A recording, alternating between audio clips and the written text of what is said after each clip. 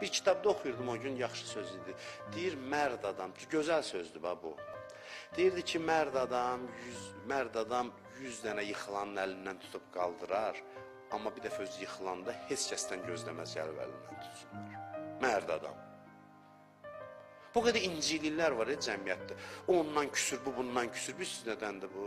Bu bütpərəstlikdəndir, şirkdəndir.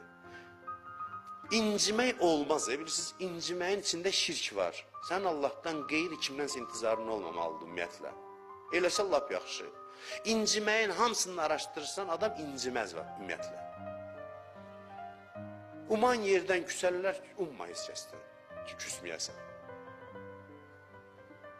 Yox, uman yerdən küsür. Umma da umma. Allah deyir, umma. İntizarım məndən başqasındandırsa bu şirkdir. Şirk belə şirk təkcə bu deyil.